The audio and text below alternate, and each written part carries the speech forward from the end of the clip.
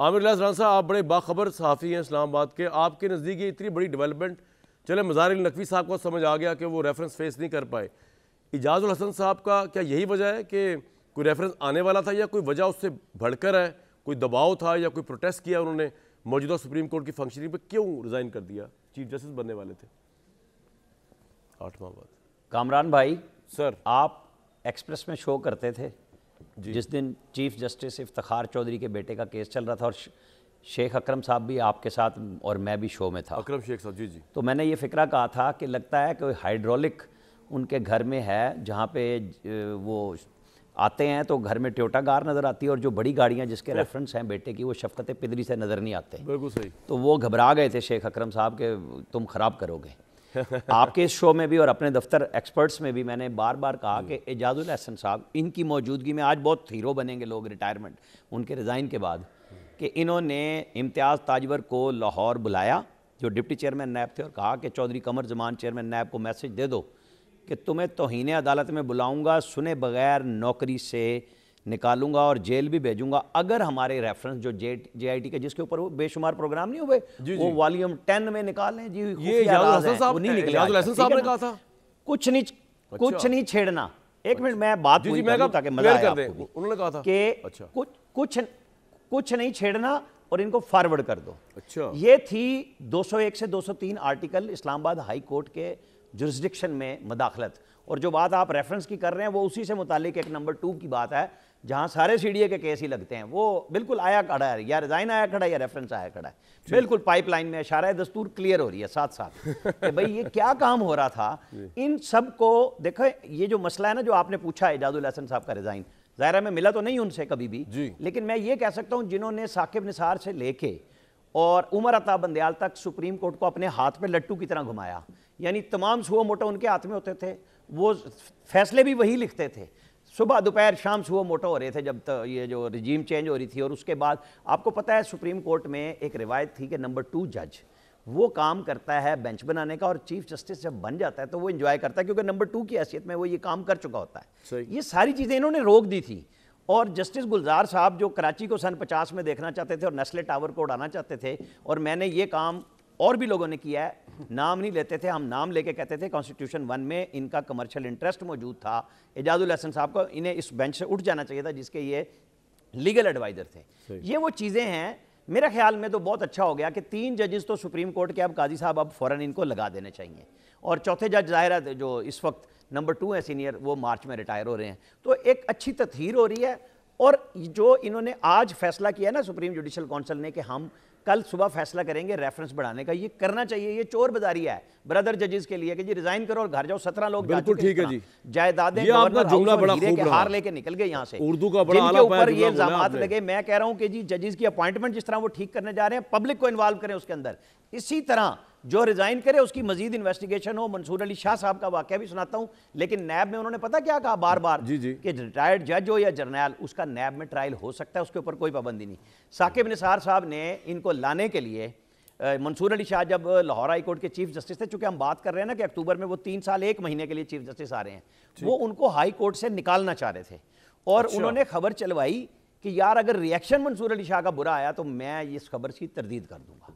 तो मंसूर अली शाह एक अच्छे पढ़े लिखे जज हैं, जो अल्लाह ने रिवॉर्ड दे दिया जी उनको, तो 8 महीने एक्स्ट्रा मिल गए, चलना चाहिए। उन्होंने फैसला किया और वो चुप करके सुप्रीम कोर्ट आ गए। बहुत अच्छा हो रहा है। अब मेरा ख्याल है जिन जिन लोगों ने वो, जिसको आप कह रहे हैं ना ईमानदारी, जिन्होंने अपने मनसब से हटके किसी की भी फेवर की, उनको निकलना चाहिए। बिल्कुल ठीक जी, आपका पॉइंट आ गया।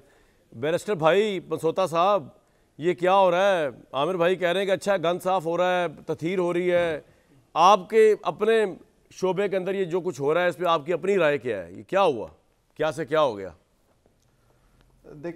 देखिए कामरान साहब, एक तो मैं सबसे बुनियादी तौर पर डिमांड करूंगा from the honourable chief justice कि ये जो इस्तीफ़े आ रहे हैं इनकी इन्वेस्टिगेशन बहुत ज़्यादा ज़रूरी है। चले मज़ाहिर नकवी साहब का तो इस वक्त चल रहा है सुप्रीम जुडिशल काउंसिल में, लेकिन अगर एजाजुल हसन साहब का इस्तीफ़ा आया तो उसका एक वो रुख है जो कि जिस तरह अभी राना साहब बता रहे थे, बाकी लोगों ने कहा, एक दूसरा रुख भी है कि उन्होंने हो सकता है कि वो इस सिचुएशन में नहीं सर्व करना चाह रहे हो। मसलन सुप्रीम जुडिशल काउंसिल के इख्तियारात पर उनका एक डिसएग्रीमेंट था with the honourable chief justice, फिर और तरीक़ेकार पर उनका डिसएग्रीमेंट था, फिर खतूत लिखे गए एक दूसरे को, एक सिस्टम इस किस्म का सुप्रीम कोर्ट में बन गया था कि जो एक कोहेरेंस है बिटवीन नंबर 1 एंड नंबर 2, 3 वो नहीं बन पा रही थी। दूसरी साइड ये है, लेकिन इस इस्तीफे को सिंपली इस्तीफा दे के या रेजिग्नेशन सिंपलिसिटर बनाकर अवाम में ना रखें, इसकी जरूर इन्वेस्टिगेशन करें। आई कैन एश्योर यू भाई एक बंदा, अब मुझे मेरे सामने अगर एक तो आ जाए एक्चुअल इस्तीफा, उसके अंदर उन्होंने रीजन ऐसा कोई बयान नहीं किया, वो खुद अपनी मर्जी से, हम तो वैसे ही मफरूजा बना रहे हैं कि उनके खिलाफ एक रेफरेंस आने वाला था, उसके राय फरार इख्तियार की, या दूसरा मफरूजा ये हो सकता है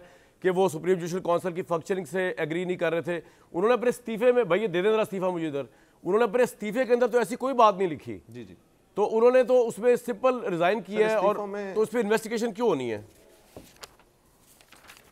इस्तीफों में सर कभी भी ऐसी बातें नहीं लिखी जाती, लेकिन ये बहुत गौरतलब बात है कि एक आदमी जो चीफ जस्टिस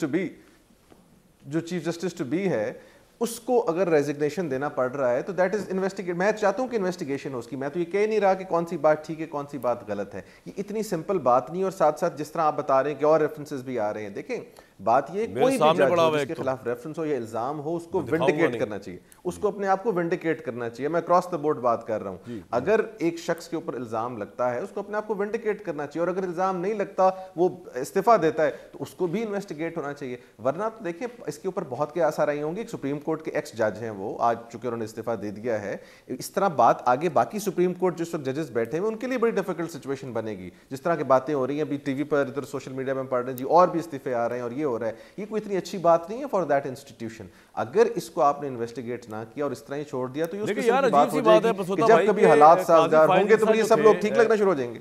जब वो जज थे उनके ऊपर कितना दबाव था, उस जमाने की एस्टेब्लिशमेंट ने केस बनवाया, उन पर दबाव डाला, FIA, FBR, हुकूमत, इमरान खान, वो ऐसे तुले हुए थे। एक मीडिया खड़ा हुआ था सिर्फ ईसा साहब के साथ, बाकी सब उनके ऊपर पड़े हुए थे हाथ धो के, लेकिन उन्होंने रिजाइन नहीं किया। उन्होंने वो अगर आप ये मुझे कह रहे हैं कि आज जस्टिस इजाजुल एहसन साहब या जस्टिस मज़ाहिर अली नकवी उस दबाव का 5% भी फेस कर रहे हैं जो काजी फायद ईसा कर रहे थे, तो ये गलत बयानी होगी। उस बंदे ने जितना उसकी बीवी को जिस तरह जलील किया गया, उनको जिस तरह जलील किया गया, जिस तरह उनके हार्ड हिटिंग मुकालमे हुए जस्टिस बंदयाल के साथ, वो हम सबको पता है। उन्होंने रिजाइन नहीं किया, उन्होंने फेस किया। इनको फेस करना चाहिए था। ये हाईएस्ट मॉरल ग्राउंड पे होते हैं जजेस, इनको तो, इनसे तो हम एक्सपेक्ट करते हैं टू बी एग्जाम्पलरी, जिस तरह मदर साहब भी कह रहे थे अभी। जी प्रसदा साहब आपसे कह रहा हूं, that is one way of looking at it. बिल्कुल, मैं तो शायद स्कूल ऑफ थॉट को सब्सक्राइब करता हूं कि बिल्कुल फेस करना चाहिए, कोई भी अगर एलिगेशन हो उसको बिल्कुल you should come out clean. लेकिन एक दूसरा जाविया ये कि अगर किसी ने फेस नहीं किया, इन पर तो एलिगेशन अभी था ही कोई नहीं ना जी, ये तो एक आउट ऑफ द ब्लू एक इस्तीफा आया है। मैं इस वक्त नकवी साहब की बात नहीं कर रहा, मैं इस वक्त एजाज साहब की बात कर रहा हूं। तो इस सिचुएशन में भी चीफ जस्टिस साहब को चाहिए कि एक प्रेसिडेंट जरूर सेट करें, क्योंकि वो तो हर चीज को फेस करते हैं, और हो सकता है उनके केस में ही उनको उसका जवाब भी मिल जाए कि क्यों इस्तीफे आ रहे हैं और क्यों इस्तीफे आगे आते रहेंगे। पॉइंट आ गया भट्टी साहब, जिस तरह की डिवीजन देखने में आ रही थी, अभी भी है शायद बंदयाल साहब की मौजूदगी में ही, ये हम चीफ जस्टिस साहब इसकी इन्वेस्टिगेशन करेंगे, इस्तीफे की करनी चाहिए नंबर 1, और नंबर 2 पॉलिटिकल इंप्लीकेशन क्या है इसकी, क्योंकि आपको याद होगा लंदन में नवाज शरीफ साहब ने कहा था कि लेवल प्ले फील्ड तो तब तक नहीं होगी जब तक कि वो बाजवा साहब का नाम लिया, फैज साहब का नाम लिया, और जस्टिस इजाजुल एहसन साहब का नाम लेकर कहा कि जब तक इन लोगों का एहतसाब नहीं होगा। तो आज नून लीग के लिए पॉलिटिकली बहुत बड़ा माइलेज है आज इजाज साहब को रिजाइन करके।